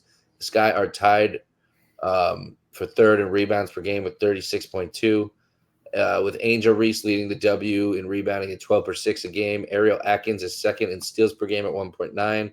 Angel Reese is also leading the Sky in points per game with 14.2 and assists per game at 3.7. Without Angel Reese leading the team, points per game, Ariel Atkins is 14. Assists per game, Ariel Atkins is at 3.6, and rebounds per game, Camila Cardoso is at 8.6. Because the injury report is Angel Reese is back and does not have an official timetable to return, and that is a big reason why we should beat this team. And Courtney Vandersloot obviously has been out for the season. Joe, what are your X's and Joes? What's the path to victory? Yeah, same here. I felt like in the first matchup, Ariel Atkins did a really good job sizing us up. She had a lot of floaters, mid-range. She scored at all 3 levels. You got to lock her up. She's their primary ball handler. She's their primary scorer. Rachel Banham is more of a shooter as the off-guard position. So Ariel Atkins, ball in her hand, figure out a way to slow her down. And then, if I'm going to assume that Angel Reese is still not playing. I haven't heard any, like you said, there's no timetable with a back. It's kind of like the Caitlin Clark groin injury, where it's just kind of like, is it going to get better? And you probably want to wait till it's 100% anyway before you even attempt to do basketball activities, so you don't re-aggravate anything. But with that, Elizabeth Williams has been a very good player in place of Angel Reese in the starting lineup. So her and Camila Cardozo. I could see this being a game where we go big to match up with this team to hopefully control the boards as best we can. But yeah, I feel like Chicago has actually, even though the record's not fully showing it, they definitely have played better recently, as you would think from a young team improving as a year goes on. But yeah, at the end of the day, it's stopping Ariel Atkins on the perimeter and then not allowing Cardozo and Elizabeth Williams to hurt you on the boards. All right, my expectations are they are not better than us anymore. And if they don't have Angel Reese, they should not come close to beating us. It's as simple as that. Boom. Don't let Ariel Atkins go off. Don't let Cardoza get all the rebounds. She's not even that great of a rebounder. We got Tina, we got Liv, we got Nice. Shouldn't be a problem. Simple as that. Ready to make fantasy picks? This is one of the hardest big boards to make. Do we want to do record predictions first? Oh, yeah. Record predictions. What do you got? So, yeah, you're going to think I'm crazy. Man, probably not. 3-1 this All week. right. I'm going to say the only game I have on paper straight up losing is actually, see, it's tough because I will say 3-1 if we don't make any trades. 1-3 if we do trade Marina. Well, yeah, well, you're locking in 3-1. I'm locking in 3-1. I do think both the first two games against LA have been a toss-up until right at the end.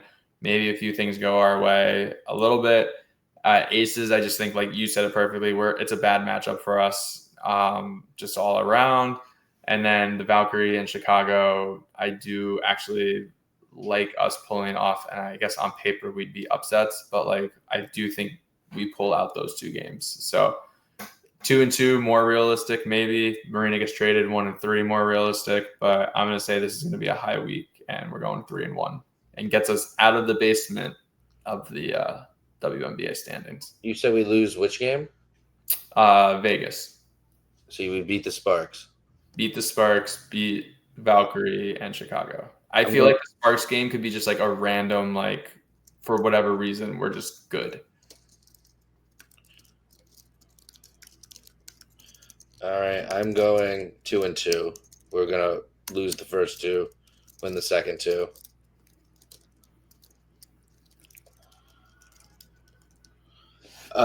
Simple as that. Beat the teams you're better than, lose to the teams you're worse than. Yeah, nice and easy. All right, fantasy. Fantasy, let's rip it. All right, I have first pick this week. Do you? Yes, you picked Sabrina last week. Okay. Yeah. Fucking 4 games this week. Gotta go. Connecticut Sun. Tina never works for me, so I'm going Marina Mabry. Now, what happens if she gets traded? And I pick another player, but she's not being traded. I'm just saying, I have the vibe right now. I feel like someone's gonna offer a first round pick, and we're gonna take it. My first pick, same boat. It's just 4 games. You can't pass on it. I'm gonna go with Tina. Even though that back-to-back scares me because of the time that we went to the game and she played like 11 minutes on a back-to-back. Marina 14-4, 14.4, 4.5, and 3.9. Tina 16.1, 5.8, 1.7. 1 and 2 on my big board. Third on my big board, you can't pass up Asia Wilson. 21.3, 9.2, 3.3, set to dominate. If I didn't pick Tina, would you have gone Tina? Yeah. Right? You had to. That brings me, I'm going to take Derica Hamby.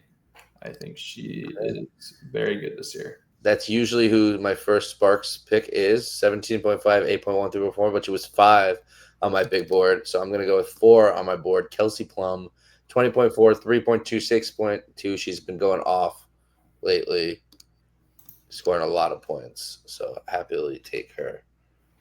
I'm going to make my way to Vegas. I'm going to go with Jackie Young. Just solid, reliable. Does a little bit of everything.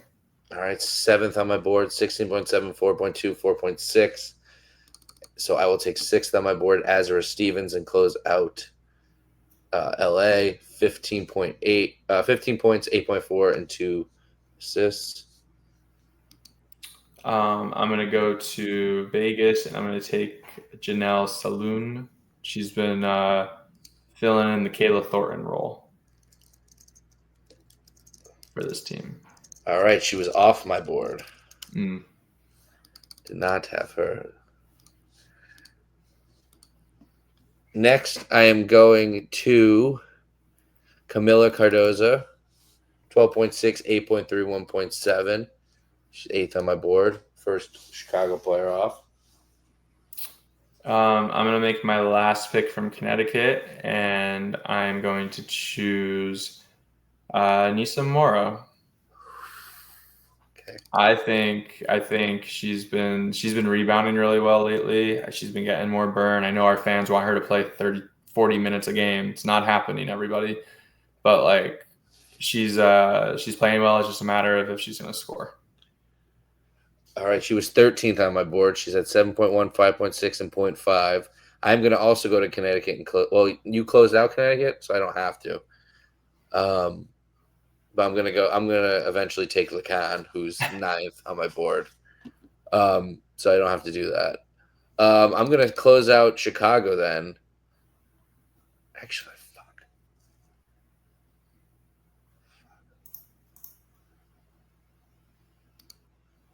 I'm not going to do that, actually.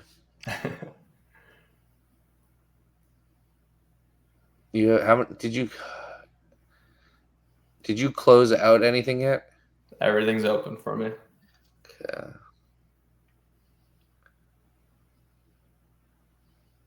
I'll take Jewel Lloyd then. Ooh. 11.3, 3.8, 1.8. Surprised you went there. She's been like not a fan favorite for them. I don't like any of their secondary players. Yeah, but, I mean, I'm just going with Chelsea. I'm not going to make that pick now. Yeah, you can say it though if you want. I don't care. But it will probably end up being Chelsea Gray. Yeah, she's 17th on my board. So you took Jewel 11th. You took Azure Stevens. Yes, yeah, a while ago. And you have Plum. So I'm just going to close out Rakaya Jackson there. Okay. 14.3, 3.3, and 2. She's 16th on my board. Do I have a... I do not have a... What's it called yet? A Valk. All right, I'll say... She hasn't scored yet tonight, and it's tripping me out. I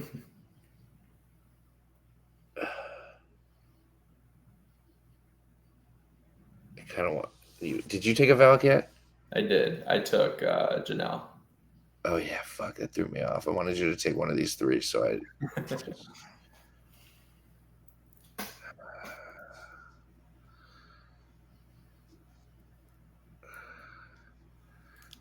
Fine, I'll take a lot of Rupert. That I'm going to go to Chicago and 10.7, 4.8, and 1.0. I barely even heard of her, no offense.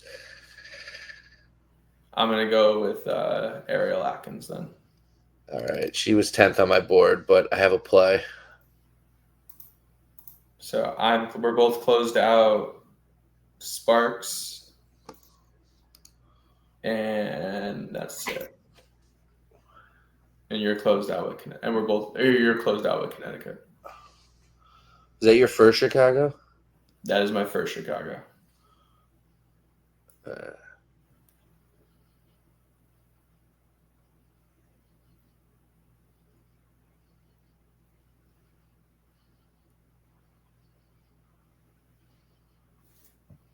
don't know.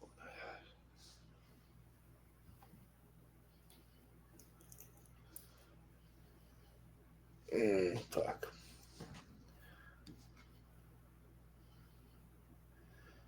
I'm going to take Xander Lassini. Okay. So then that leaves me, I need a Chicago, a Connecticut, and a Spark, and a Valkyrie. So it's 4 picks left. So it doesn't really matter what I close out. I'm going to go with Chelsea Gray, though, to start. All right. I'm going to take Carlo. Oh, no, not Carlo.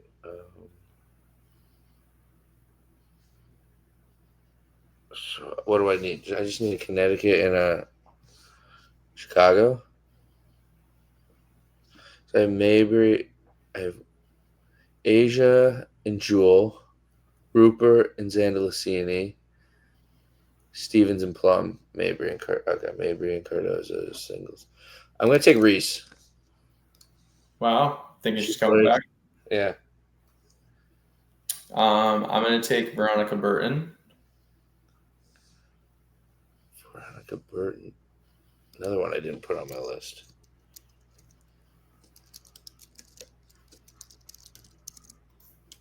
Okay. So then that just leaves me with Chicago.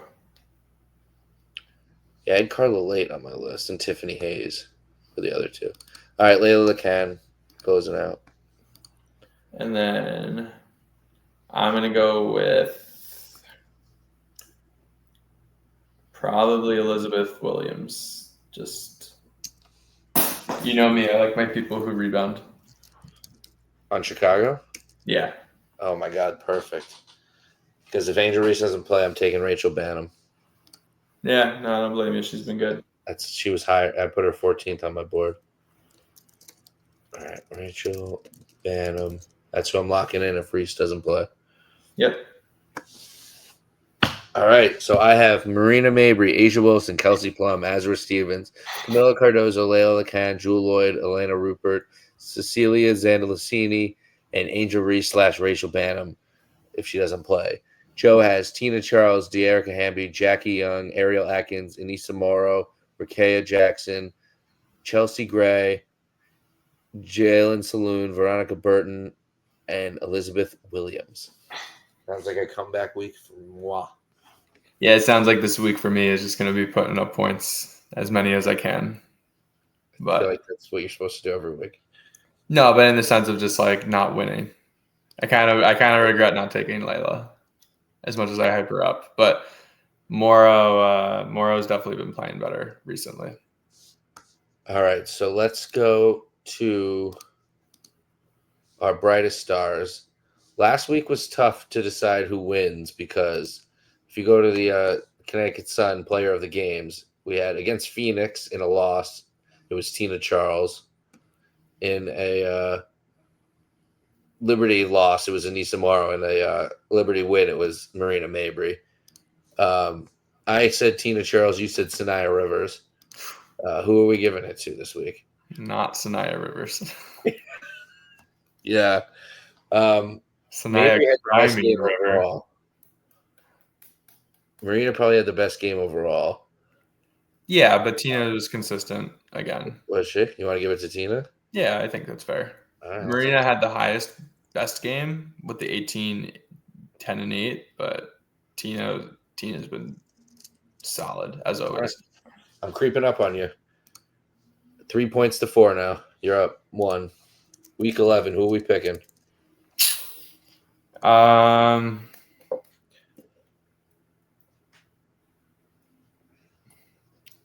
I'm gonna go with Layla. If we're going 3-1, it's gonna be because Layla LeCan is a superstar in her role.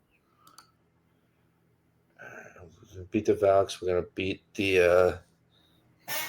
Who are we playing? Valkyrie and who? Who did I say we're beating? The Chicago. Oh yeah. The Chicagos. Who's gonna go off? It's a Marina Mabry week.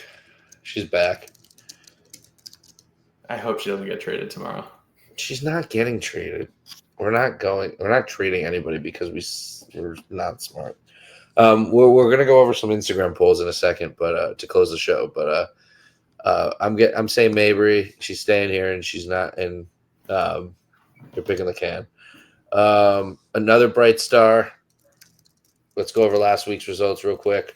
I picked Layla LeCan. Her stats were 16-4, 1-1, 4-2, 1-3, 10-5, 2-6. The first game, a lot of points. I was happy with that. Second game, 4-2, 1-3, nothing really. 10 points and 5 rebounds is good. 6 steals is really good. Overall, I'm pretty happy with it. I will get myself the point. Joe, Marina Mabry, a hell of a first game, 18, 10, and 8. 10, 3, and 2, not the worst game. And then 18, which is really good, 3 and 3. What do you think?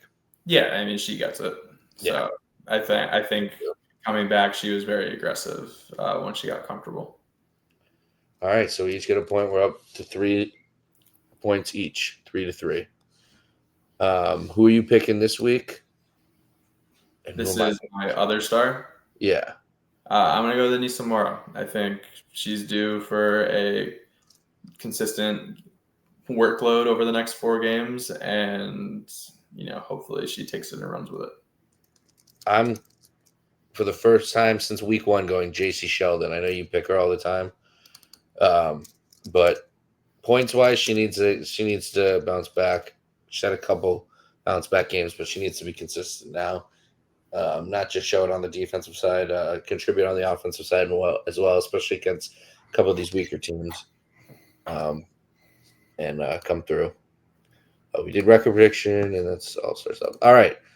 So to close it out, let's see what the fans of our Instagram page want to do trade-wise. I put up 3 polls. First one said, would you trade Tina Charles? Yes, no, has to be for a lot. 22%, 9 votes said yes. 21 votes, 52% said no. And 25%, 10 votes said has to be for a lot. Joe, what do you think about trading Tina Charles? I don't see it happening. I think the team Personally, though, what do you think we should do? Like, if you were the GM and she didn't have any personal feelings, if this was Madden or if this was a 2K, it's hard not to trade her to get younger and a potential pick. I just don't see it happening. But yeah, if it's something to help you for the future, you have to at this point. You're a 5-win team.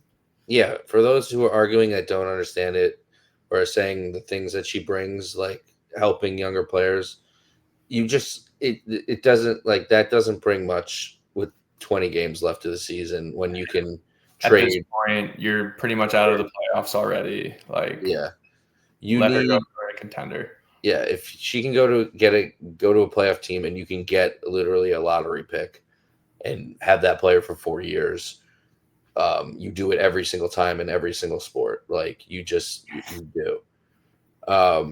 Unfortunately, the only thing stopping it would be Tina, and you don't disrespect a player like that when they don't want to go in one of their last years. But the thing is, it's not going to be her last year, we don't think. She's not on a retirement tour, and she's not staying here, to my knowledge, to anyone's knowledge yet. So we'll see if she re-signs here, maybe. But if she's going to re-sign here, why not go try to win a playoff series, and then come back and re-sign next year for your last year, and then play with another rookie. But the next was, would you trade Marina Mabry? 6 people said yes, 15%. 28 said no, 72%, and 5 said yes, 13%. Personally, only if you're trading her and doing the ultimate trade her and then re-sign her in the offseason, but that never works ever in sports. Besides Aroldis Chapman and the Yankees is the only time I can think about it working. So I would say no, because I want to re-sign her to be our captain and our future. You trade Tina, and then I would trade Tina and keep Marina. I also don't think she's getting like a top pick. So I would much rather keep her and have a legitimate player on our team that gets attention than trade her for a middling pick. Yeah, I think I voted yes in the poll, but it has to be for a lot. Like, you have to be blown away by a deal to trade Marina, as much as, because again, if you're trading her for a late first round pick, like, you gave up way more to get her. So if you're giving her up, you have to get a return. And if not, then it's not like she's a bad piece to build on for the next couple of years. You know, she's a fiery player. She's a big personality. She's someone you want on your team. So, and we've already turned down. She's already requested a trade, and we've turned it down. Right. Yeah, we've given up a lottery. The last pick in the lottery is the pick that we traded for her. So, and then the last one was, would you trade Bria Hartley? 27 votes, 71% said yes. 7 votes, 18% said no. And 11%, 4 votes said would have to be for a lot, which I almost didn't even put. Yeah, you're not getting a lot for Bria Hartley. No, realistically, she's the piece that goes. I could see a contending team want a scorer, a shooter. You know, it's just, is Morgan going to trade her former teammate, who she just brought back and resurrected her career? Yeah, but also, would she? It's also like, it's not a bad thing to send somebody to a contender. No, I mean, again, I wonder if the out with the illness is go home and we're trying to trade you. But I don't know. Tomorrow will be interesting. Most of these things happen overnight, and then we said 3 p.m. deadline tomorrow, so we'll be keeping our eyes open. Yeah, you're gonna be keeping your eyes open for a whole lot of nothing. That's my prediction, but I hope we do something, and I hope we get content out of it, and I hope we get a better team out of it. Well, I'd be interested to see if there's going to be a buyout market like there is in the NBA. If a lot of people are going to get cut tomorrow, regardless. Like, is there going to be a lot of minor player movements where it's a young player that we can pick up? I don't know. I'm interested to see being a part of it. We already did all that cutting and nonsense, and we already signed freaking Haley Peters to a rest of the year contract. So, but we don't have any spots. We don't have any spots left. Clearly, it means nothing, though, because we also cut Diamond to Shields after giving her a guarantee contract. And yeah, but like we just had her off the team, so like, why? Like we had the chance to get she was gone already. Again, someone's got to blow you away. I think that's what it's going to be for a lot of this stuff.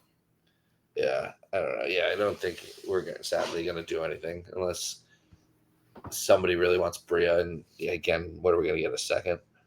Right. Maybe a 24-year-old. Hopefully. I wouldn't mind that. But, yeah. So thanks for sticking with us. This one was long. We got a lot of games. The big news with the sale, the trade deadline. There was a lot going on this week. Yeah. So, yeah, hopefully we'll be back with a couple wins next week. We haven't had a multi-win podcast review yet. So thanks for watching. We're old enough to drink now, as Joe said. 21 episodes in. Here's to 21 more. And so thanks, everybody. Have a good night. Or a good day if you're listening to this in the daytime. Some podcasts. You can listen to this whenever. This is just 11 o'clock at night when we're recording.